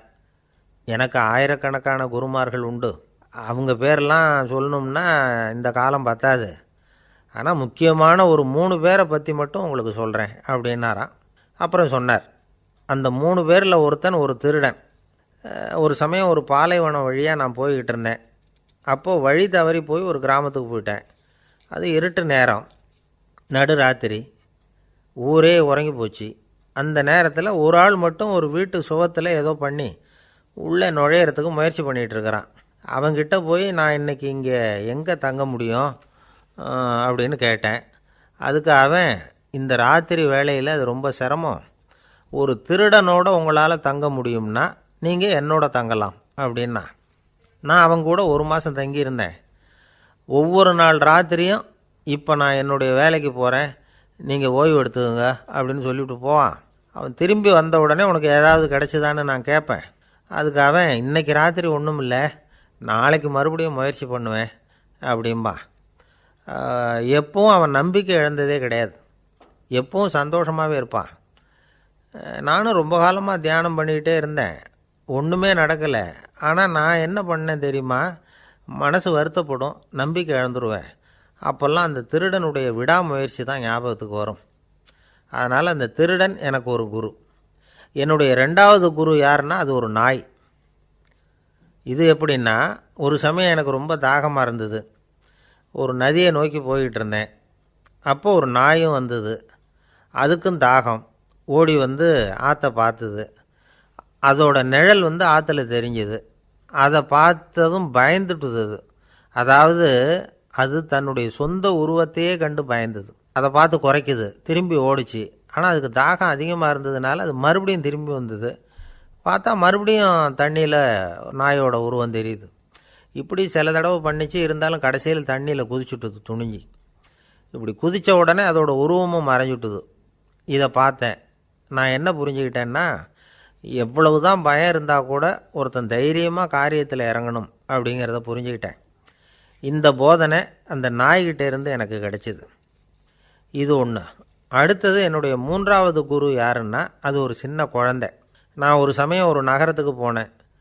அங்கே ஒரு குழந்தை எரிகிற மெழுகுவத்தி ஒன்று எடுத்துக்கிட்டு வந்தது. நான் அந்த குழந்தைய பார்த்து வேடிக்கையாக கேட்டேன், ஏன் பாப்பா, இந்த மெழுகுவத்தியை நீயாவே கொளுத்துனியா அப்படின்னு கேட்டேன். ஆமான்னுது அந்த குழந்தை. சரி, இந்த மெழுகுவத்தி முன்னாடி எரியாமல் இருந்தது, இப்போ எரியுது. இந்த மெழுகுவத்திக்கு வெளிச்சம் எங்கேருந்து வந்தது, அதை எனக்கு காட்ட முடியுமா அப்படின்னு கேட்டேன் அந்த குழந்தைகிட்ட. இதுக்கு அந்த குழந்தை சிரிச்சுக்கிட்டு அந்த மெழுகுவத்தியை ஊதி அணைச்சுட்டுது. அதுக்கப்புறம் என்னை பார்த்து கேட்டுது, இப்போ இந்த மெழுகுவத்தியின் வெளிச்சம் போனதை பார்த்தீங்க இல்லையா, அது எங்கே போச்சுன்னு எனக்கு சொல்லுங்க அப்படின்னுது. அந்த குழந்தை இப்படி கேட்டதும் என்கிட்ட இருந்த ஆணவம் அழிஞ்சுட்டுது. நான் படித்ததெல்லாம் அந்த வினாடியில் சுக்கு நூறாக போயிட்டுது. என்னுடைய முட்டாள்தனத்தை நான் உணர்ந்தேன் அப்படின்னு இவ்வளவும் அந்த ஞானி விவரமாக சொன்னாராம். அதனால் நாம் இன்னார்கிட்டே இருந்து தான் இதை கற்றுக்கணுங்கிறது இல்லை, யாருக்கிட்டே இருந்தும் எதையும் கற்றுக்கலாம். நம்மால் ஒருத்தன் ஒரு நாய் வளர்த்துக்கிட்டு இருந்தான். அந்த நாய்க்கு வால் கிடையாது, யாரோ ஏற்கனவே வெட்டி எடுத்துட்டாங்க. இந்த நாய் தான் சார் எனக்கு குரு, அதுக்கிட்டே இருந்து கூட நான் பாடம் கற்றுக்கிட்டு இருக்கிறேன் அப்படின்னா. அப்படி என்ன கற்றுக்கிட்டேன் இந்த வால் இல்லாத நாய்கிட்டே இருந்து அப்படின்னு கேட்டோம். நாம் யாருக்கிட்டையும் வாலாட்டக்கூடாது அப்படிங்கிற பாடத்தை அதுக்கிட்டே இருந்து தான் நான் கற்றுக்கிட்டேன் அப்படின்னா. ஒருத்தர் சிகரெட்டும் கையுமா வந்தார். சார், இந்த புகைப்பிடிக்கிற பழக்கத்தை நிறுத்தி போடணும்னு தான் பார்க்குறேன், முடியலேன்னார். புகைப்பிடிக்கிறத நிறுத்துறது ரொம்ப சுலபம் சார் அப்படின்னார் இன்னொருத்தர். எப்படி சொல்கிறீங்கன்னு கேட்டார் அவர். நான் கூட ஏற்கனவே 10 தடவை அந்த பழக்கத்தை நிறுத்தி இருக்கிறேன் சார் அப்படின்னார் இவர். இதிலேருந்து என்ன தெரியுது, புகைப்பழக்கத்தை திடீர்னு விட்டு விடுறதுங்கிறது ரொம்ப கஷ்டம்னு தெரியுது. இருந்தாலும் இது சம்பந்தமான ஆராய்ச்சி, அனுபவம், இது ரெண்டையும் அடிப்படையாக வச்சு சில வழிமுறைகளை சொல்கிறாங்க. அதாவது புகைப்பிடிக்கிறத நிறுத்துறதுக்கு 10 வழிகள் உண்டு அப்படின்னு சொல்கிறாங்க. அது என்னங்கிறத தெரிஞ்சுக்கிட்டா உபயோகப்படுதான்னு பார்க்கலாமே. முதல் கருத்து என்னன்னா, கொஞ்ச நாளைக்கு புகைப்பிடிக்கிற நண்பர்களை விட்டு விலகி இருக்கணும். இதனால் புகைப்பிடிக்கிற ஆசை குறையும். அந்த பழக்கத்தை மறுபடியும் ஆரம்பிக்கக்கூடாதுங்கிற எண்ணம் உறுதிப்படும். ரெண்டாவது கருத்து, புகைப்பிடிக்கிறதை எதிர்த்து தீவிரமாக பிரச்சாரம் செய்ய ஆரம்பிச்சிடணும். அது அடுத்தவங்களுக்கும் உபயோகப்படும், உங்களுக்கும் உபயோகப்படும். உங்கள் உள்ளுணர்வை அது தூண்டும், உங்களை உறுதி கொள்ள வைக்கும். மூன்றாவது கருத்து என்னென்னா, தினமும் 2 தடவை குளிக்கணும். எப்படி தெரியுமா? முதல்ல வெது வெதுப்பான தண்ணீர், அப்புறம் குளிர்ந்த தண்ணீர், இப்படி மாறி மாறி குளிக்கணுமா. நாலாவது கருத்து, உடற்பயிற்சிகள் செய்யணும். மூச்சு வாங்குற மாதிரியான பயிற்சிகள் ரொம்ப நல்லதான். பிராணாயாமம் அப்படிங்கிற மூச்சு பயிற்சி ரொம்ப நல்லதுங்கிறாங்க. அப்புறம் ஐந்தாவது கருத்து, சாப்பாடு மிதமாக இருக்கணும், சீராக இருக்கணும். பச்சை காய்கறிகள், பழங்கள் சாப்பாட்டில் சேர்த்துக்கலாம். அடிக்கடி கொஞ்சம் கொஞ்சமாக சாப்பிட்டு ரத்தத்தில் சர்க்கரையின் அளவை பராமரிக்கணும். இது நரம்புகளை அமைதிப்படுத்தும். ஆறாவது கருத்து என்னென்னா, ரொம்ப நேரம் பசியோடு இருக்கக்கூடாது. புகைப்பிடிக்கிறத நிறுத்த முயற்சி செய்யும் பொழுது எடை குறைப்பு நடவடிக்கைகளை மேற்கொள்ளக்கூடாது. ஏழாவது கருத்து, காப்பி, தேநீர், மதுபானம், அப்புறம் போதைப் பொருள்கள் கலந்த உணவுகள் இதெல்லாம் வேணாம். புகைப்பிடிக்கிறத அதெல்லாம் ஊக்கப்படுத்தும். கடுகு, மிளகு, அப்புறம் காரமான பொருள்களை தவிர்க்கணும். உப்பு அளவை குறைக்கணும். தினமும் 10 குவளை தண்ணீராவது குடிக்கணும். வெறும் தண்ணி புகைப்பிடிக்கிற ஆவலை தணிக்குதான். எட்டாவது கருத்து, கையில் சிகரெட்டு, புகையில ஏதாவது இருந்தால் உடனே தூக்கி எறிஞ்சிருங்க. அது கையில் இருக்கிற வரைக்கும் புகைப்பிடிக்கிற ஆசை வந்துக்கிட்டே இருக்கும்.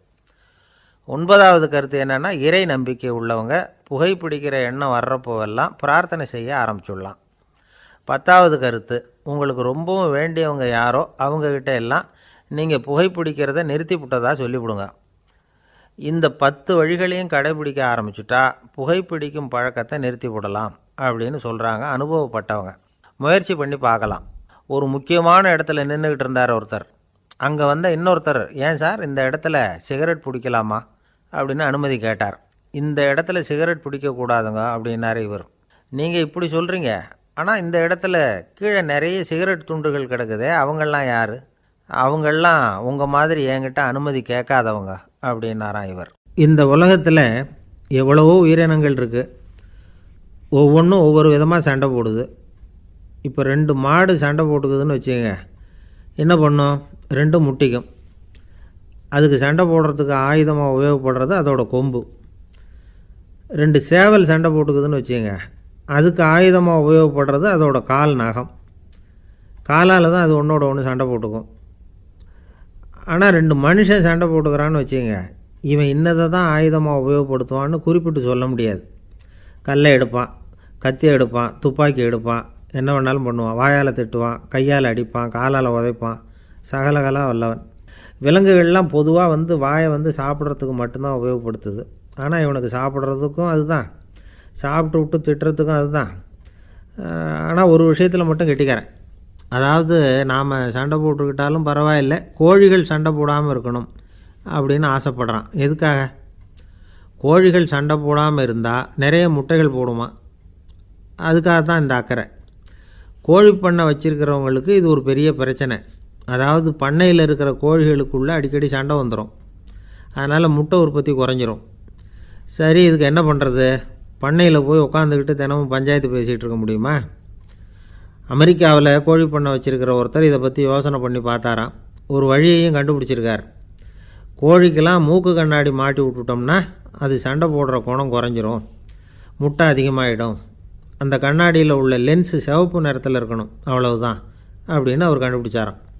இது ஏற்கனவே நடைமுறையில் கண்டுபிடிக்கப்பட்ட ஒரு விஷயம். ஆனால் எல்லா கோழிக்கும் சிவப்பு மூக்கு கண்ணாடி எப்படி மாட்டி விடுறது?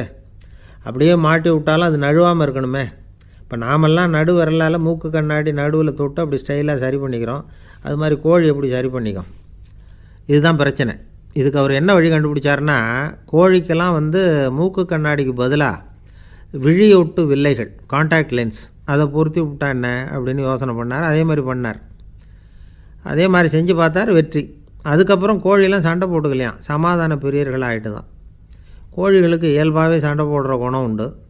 ஆனால் அதோட கண்ணுக்கு பார்க்குற பொருள்லாம் ரோஜா நிறத்துலையோ அல்லது இன்னும் சொல்லப்போனால் அழுத்தமான சிவப்பு நிறத்துலையோ தெரிஞ்சதுன்னா சண்டை போடுற குணம் குறைஞ்சிருதான். அந்த சமயத்தில் அது அதிகமாகவும் முட்டையிட ஆரம்பிச்சுடுதான். அதே நேரத்தில் இறை எடுக்கிறத கூட குறைச்சிக்குதான். இது ஏன் இப்படி பண்ணுதுங்கிறது விஞ்ஞானிகளுக்கு இன்னமும் புரியலையா.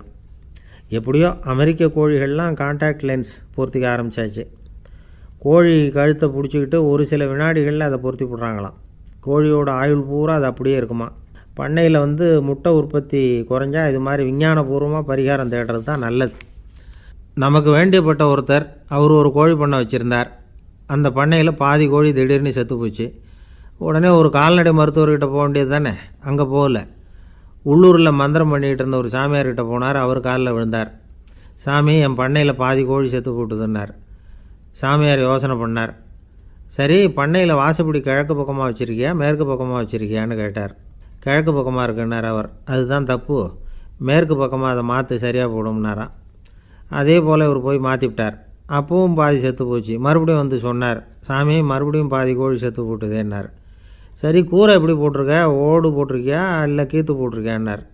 ஓடு போட்டிருக்கேன்னாராம் அவர். அதுதான் தப்பு, கீத்து போட்டுரும் சரியாக போடும்னாராம். சரின்னு போய் அதையும் மாற்றி பார்த்தார். மறுபடியும் போயிட்டுது, கோழி செத்து போச்சு. வந்தார். மறுபடியும் பாதி செத்து போச்சு சாமின்னு வந்தார். இவரும் யோசனையை மாற்றி மாற்றி சொல்லிகிட்டே இருக்கிறார். இப்படி அவரும் மாற்றி மாற்றி பார்த்தார். 6வது தடவையாக அவரை தேடிட்டு வந்தார். அந்த சமயத்தில் இவர் ரொம்ப தீவிரமாக யோசனை பண்ணி பார்த்துட்டு, அது சரிப்பா, நீயும் என்கிட்ட சளைக்காமல் வந்துக்கிட்டு இருக்கிற, நானும் யோசனை சொல்லிகிட்ருக்கேன். இப்போவும் உங்ககிட்ட சொல்கிறதுக்கு என்கிட்ட யோசனை நிறையா இருக்குது. ஆனால் சோதிக்கிறதுக்கு உங்ககிட்ட கோழி இல்லையே, என்ன பண்ணுறது அப்படின்னாராம் இவர். ஒரு தெருவில் சில சிறுவர்கள் விளையாடிக்கிட்டு இருந்தாங்க. ஏதோ ஒரு உயரமான கல்லை நடுத்தெருவில் வச்சு அதை சுற்றி சுற்றி ஓடி வந்துக்கிட்டு இருக்கிறாங்க. அது என்ன விளையாட்டோ அவங்களுக்கு தான் தெரியும். கொஞ்ச நேரம் அப்படி விளையாடிக்கிட்டு இருந்தவங்க விளையாடி முடித்ததும் அந்த கல்லை நடுத்தெருவில் அப்படியே விட்டுட்டு அவங்கவுங்க வீட்டுக்கு ஓடி போட்டாங்க. அதுக்கப்புறம் அந்த வழியாக 2 பெண்கள் பேசிக்கிட்டே வந்தாங்க. பேச்சு சுவாரஸ்யத்தில் நடுத்தெருவில் இருந்த அந்த கல்லை கவனிக்கலை.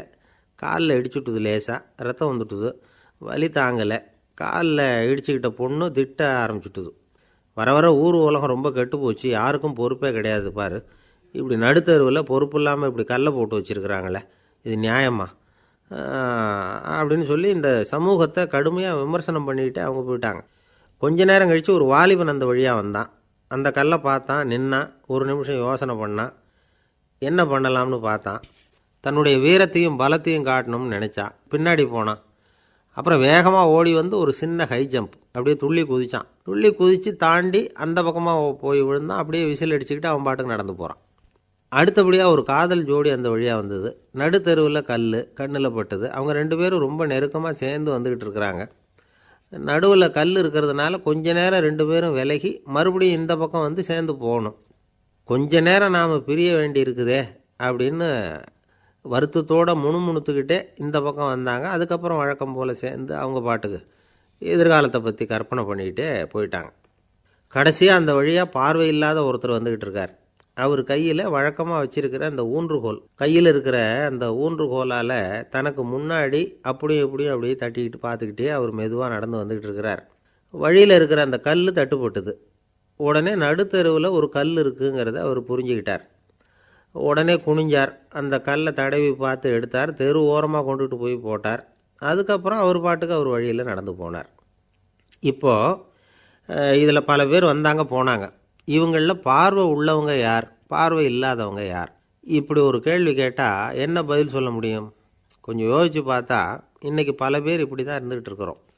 ஒரு ஆள் பார்க்குறதுக்கு பெரிய மனுஷன் மாதிரி இருக்கார். ஒரு தெரு வழியாக நடந்து வந்துக்கிட்டு இருந்தார். இருட்டு நேரம். வழியில் ஒரு பெரிய கல் கிடந்தது, கருங்கல். பார்த்தார். கொஞ்ச நேரம் யோசித்தார். போய் தூக்கி பார்த்தா ரொம்ப கனமாக இருந்தது. இன்னொரு ஆள் சேர்ந்தாதான் தூக்க முடியும். இவர் உடனே ரோட்டோரமாக போய் ஒரு மரத்தடியில் உட்காந்துக்கிட்டார். 2 பக்கமும் பார்த்துக்கிட்டே இருக்கார், யாராவது வர்றாங்களான்னு. கொஞ்ச நேரத்தில் ஒருத்தர் வந்தார். இவருக்கு தெரிஞ்சவர். என்னங்க இந்த நேரத்தில் இங்கே உட்காந்துருக்குறீங்கன்னு கேட்டார் அவர். அதோ அந்த கருங்கல் அப்படின்னு சுட்டி காட்டினார். ஓ, அதை தூக்கி ஓரமாக போடணுமா? வாங்க 2 பேரும் தூக்கலான்னார் வந்தவர். நான் அதுக்காக உட்காந்துருக்கலேன்னார் இவர். பின்ன வேற எதுக்காகன்னார் அவர். ஒரு மனுஷன் கருங்கல்லில் காலை இடிச்சுக்கிட்டான்னா எப்படி துள்ளுவான்னு பார்க்கணுங்கிறது எனக்கு ரொம்ப நாளாக ஒரு ஆசை. அதுக்காக தான் உட்காந்துருக்கிறேன் அப்படின்னாராம். என்னுடைய நண்பர் ஒருத்தர் ஆழ்ந்த சிந்தனையில் இருந்தார். என்ன யோசனை பண்ணுறீங்கன்னு கேட்டேன். தலைவர் ஆகணும்னு பார்க்குறேன், அதுதான் என்ன வழின்னு யோசிச்சுக்கிட்டு இருக்கேன்னார். நான் கூட அது மாதிரி யோசித்து பார்த்தேன். அதுக்கப்புறம் அந்த யோசனையை கை விட்டுட்டேன் அப்படின்னோம். ஏன்னு கேட்டார். அதுக்கான தகுதிகள் நமக்கு இல்லைங்கிறது புரியுது. அது நமக்கு புரியறத விட நம்ம விட மற்றவங்களுக்கு நல்லா புரிஞ்சு போச்சு. அதனால் பேசாமல் கம்முன்னு இருந்துடுறது தான் நல்லது அப்படின்னோம். தலைவர் ஆகிறதுக்கு தகுதிகள் வேறு உண்டோ அப்படின்னு கேட்டார். அவர் யதார்த்தமாக தான் கேட்குறார்.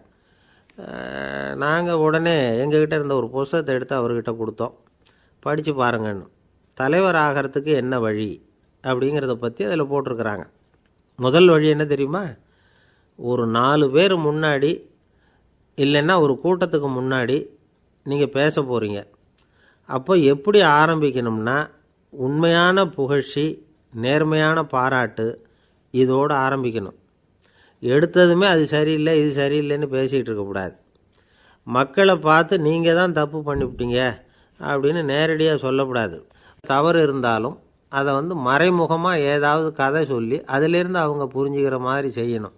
அடுத்தவங்க பண்ண தப்பு என்னன்னு அலசறதுக்கு முன்னாடி நீங்கள் பண்ணின தப்பு என்னங்கிறத பற்றியே பேசுங்க.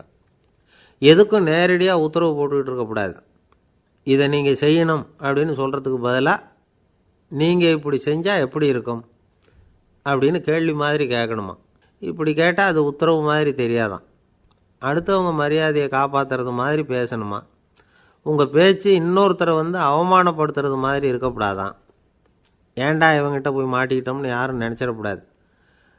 ஒவ்வொரு சின்ன வளர்ச்சியையும் பாராட்டணும். வெற்றி சாதாரணமாக இருந்தாலும் பாராட்டாமல் இருந்துடக்கூடாது. பாராட்டும் பொழுது தாராளமாக இருக்கணும். குறை சொல்லும் பொழுது கவனமாக இருக்கணும். வாய்க்கு வந்தபடி பேசிவிட்டா அதுக்கப்புறம் வகையாக மாட்டிக்கிட்டு முழிக்க வேண்டியிருக்கும். நீங்கள் பேசுகிறது இன்னொருத்தருக்கு ஒரு கௌரவத்தையும் மரியாதையும் உண்டு பண்ணுறது மாதிரி இருக்கணும். நீங்கள் பேசுகிறது அடுத்தவங்களுக்கு இருக்கிற கொஞ்ச நெஞ்ச மரியாதையும் எடுத்து விடுறது மாதிரி இருக்கக்கூடாது. உங்கள் பேச்சை கேட்டால் கேட்குறவங்களுக்கு ஒரு ஊக்கம் வரணும், உற்சாகம் வரணும். தவறு எதுவாக இருந்தாலும் அதை சுலபமாக திருத்திக்கலாம், சரி பண்ணிக்கலாங்கிறது மாதிரி இருக்கணும் உங்கள் பேச்சு. அடுத்தவங்களை சந்தோஷப்படுத்துங்க. உங்கள் யோசனையை கேட்டு நடந்துக்கிறதுனால அந்த சந்தோஷம் அவங்களுக்கு கிடைக்கணும். இந்த தகுதியெல்லாம் உங்ககிட்ட இருந்தால் நீங்கள் ஒரு சிறந்த தலைவராகலாம் அப்படின்னு அந்த புஸ்தகத்தில் போட்டிருக்குது. இந்த காலத்தில் தலைவர் ஆகிறதுக்கு வேறு சில தகுதிகள்லாம் கூட தேவைப்படுது. ஒரு புள்ள தன்னுடைய அப்பா கிட்ட, அப்பா உன்ன மாதிரியே நானும் அரசியலில் சேரணும், தலைவர் ஆகணும்னு ஆசைப்படுறேன், இன்னையிலேருந்து எனக்கு அரசியல் பாடம் கற்றுக் கொடு அப்படின்னு கேட்டிருக்கான். அவரும் சரின்னு சொல்லிவிட்டு ஒரு பெரிய ஏணியை எடுத்துகிட்டு வந்தாராம். ஒரு செவுத்தில் சாத்தினார். இந்த ஏணியில் ஏறி உயர போய் அங்கே பரன் மேலே இருக்கிற ஒரு புத்தகத்தை எடுத்துகிட்டு வாடான் இருக்கார். மகனை பார்த்து, அப்பா ஏணி ரொம்ப உயரமாக இருக்குது, நீ ஜாக்கிரதையாக இதை பிடிச்சிக்கோ, நான் ஏறி போகிறேன் அப்படின்னு. நான் பையன் பயப்படாத, நான் பார்த்துக்கிறேன்னார் அப்பா. பையன் ஏணியில் ஏறினா உச்சிக்கு போனதும் அப்பா கையை எடுத்துட்டார். ஏணி அப்படியே சரிஞ்சுட்டுது. பையன் பொத்துன்னு கீழே விழுந்துட்டான்.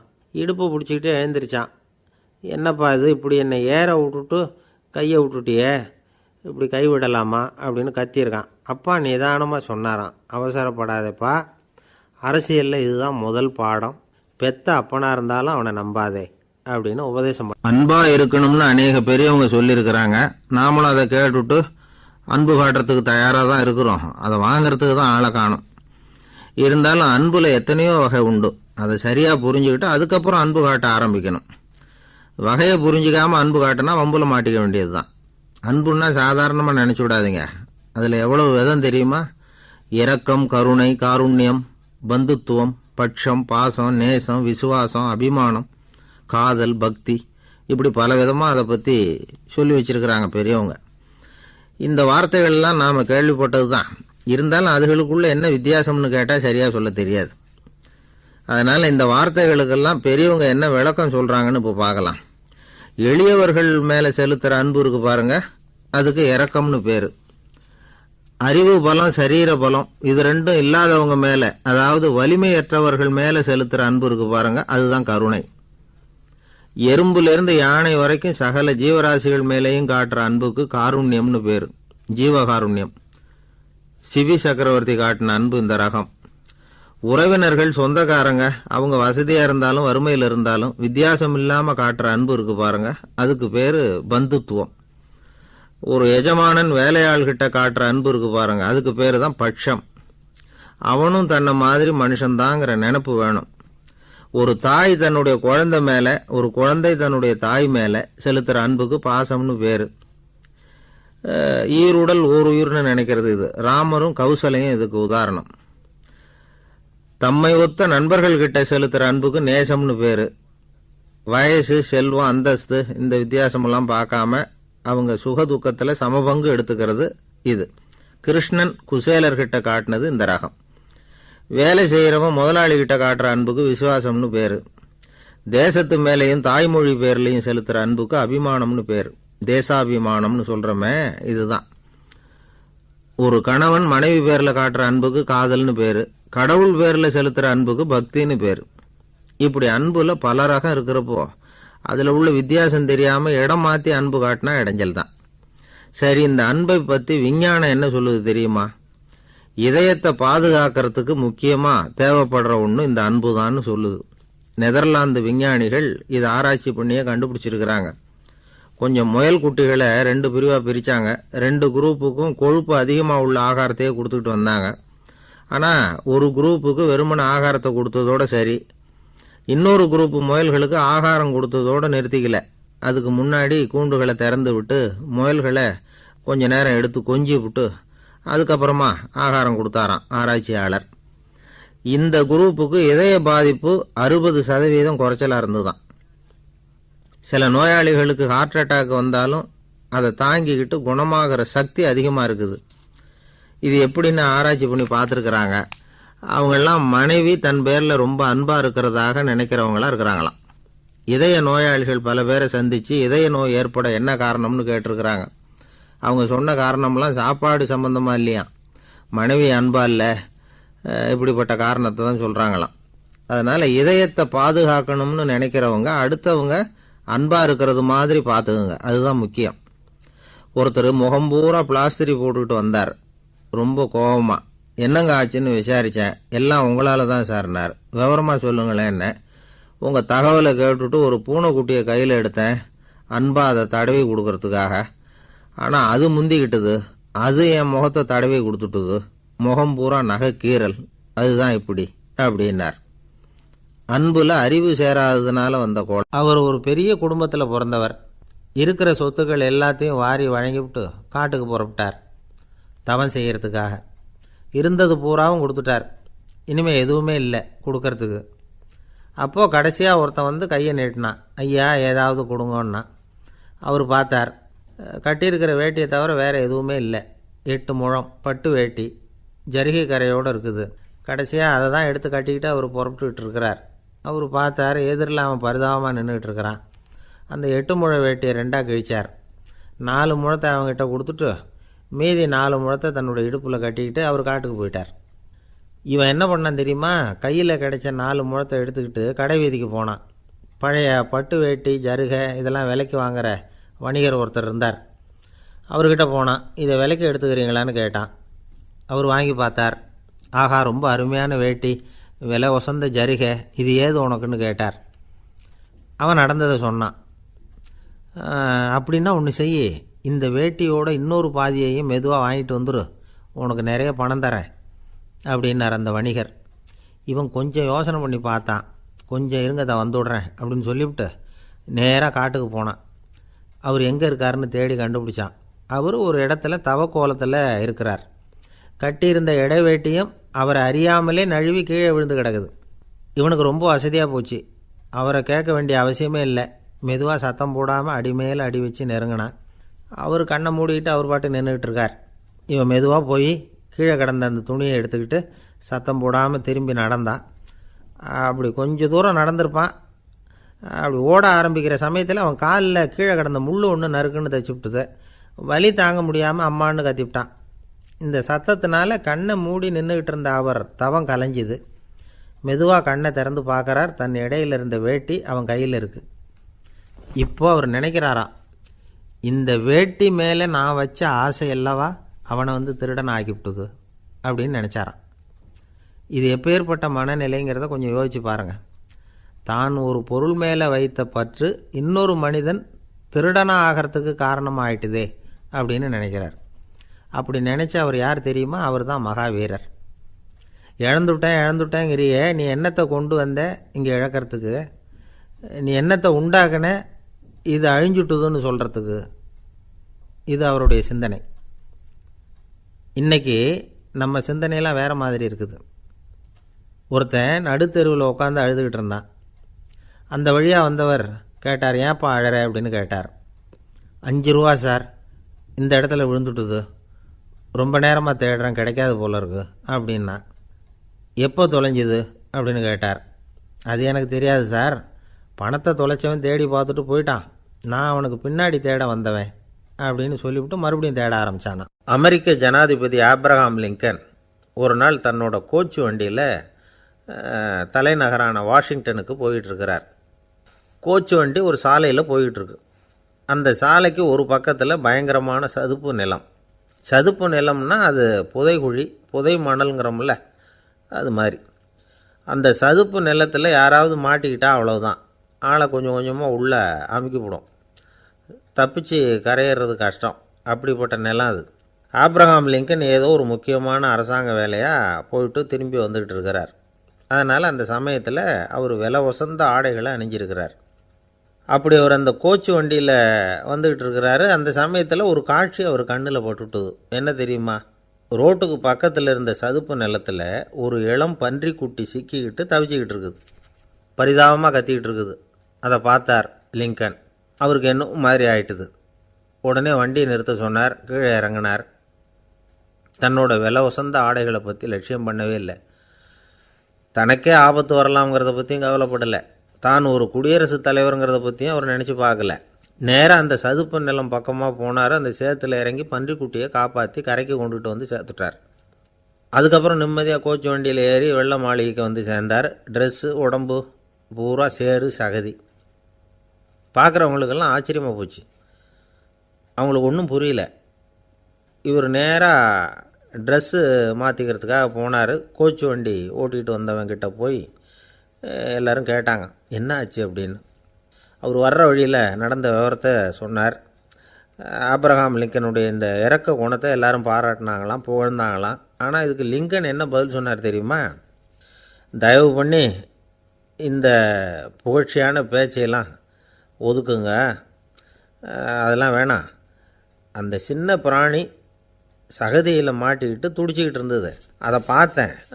உடனே என்னுடைய இதயத்தில் ஒரு முள் தைச்சது மாதிரி ஒரு உணர்வு. அந்த முள்ளை பிடுங்கி எறிஞ்சேன், அவ்வளவுதான். உண்மையில் அந்த பிராணிக்கு நான் உதவினேங்கிறத விட எனக்கு ஏற்பட்ட இன்னலை போக்கிட்டேன் அப்படிங்கிறது தான் உண்மை. அதுதான் பொருத்தம். அப்படி இருக்கிறப்போ இதில் புகழறதுக்கு என்ன இருக்குது அப்படின்னாராம் ஆப்ரஹாம் லிங்கன். எவ்வளவு யதார்த்தமான வார்த்தைகள் பாருங்கள். இந்த காலத்தில் நம்மளையும் பல பேர் அப்படி உண்டு. நீச்சல் தெரியாத ஒரு ஆள் தண்ணியில் இறங்கிட்டான். தண்ணி ஆழம்ங்கிறது அப்புறமா தான் தெரிஞ்சுது. தத்தளிக்க ஆரம்பிச்சுட்டான். வாழ்னு கத்துறான். கரையில் நின்றுக்கிட்டு இருந்த ஒருத்தர் இதை பார்த்தார். உடனே அவருக்கு இதயத்தில் முள் தைச்சது மாதிரி ஒரு உணர்வு. உடனே குபீர்னு தண்ணியில் பாய்ஞ்சார். அவரை காப்பாற்றி கரைக்கு கொண்டுட்டு வந்து சேர்த்தார்.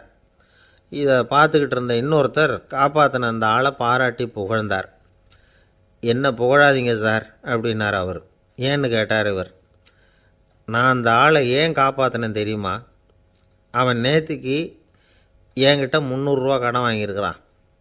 இவன் தண்ணியில் போட்டான்னா நான் கொடுத்த கடனும் தண்ணியில் போடும், அதனால தான் விழுந்து காப்பாற்றினேன் அப்படின்னா அந்த ஆள். ஒருத்தர் ரொம்ப அவசரமாக போய்கிட்டு இருந்தார். எங்கே சார் போகிறீங்கன்னு கேட்டோம். எனக்கு வேண்டியப்பட்ட ஒருத்தருக்கு குழந்தை பிறந்திருக்கிறதாக செய்தி வந்திருக்கு, அதுதான் ஆஸ்பத்திரிக்கு போயிட்டுருக்கேன், பார்த்துட்டு வரலாம்னு அப்படின்னார். அப்படின்னா கொஞ்சம் இப்படி உட்காருங்க அப்படின்னோம். சில விவரமெல்லாம் சொல்கிறேன், கேட்டுக்கிட்டு போங்க அப்படின்னோம். உட்காந்தார். அப்புறம் சொல்ல ஆரம்பித்தோம். புதுசாக பிறந்திருக்கிற ஒரு குழந்தைய பார்க்க போகிறதுன்னா அது சாதாரண விஷயம் இல்லை. அதில் ரொம்பவும் கவனமாக நடந்துக்கணும். புது குழந்தைக்கு நோய் சுலபமாக தொற்றும். முக்கியமாக காற்று மூலமாக பரவுகிற நோய்கள் சுலபமாக வந்துடும். அதனால் நமக்கு உடம்பு சரியில்லைன்னா குழந்தைய விட்டு கொஞ்சம் தள்ளியே இருக்கிறது தான் நல்லது.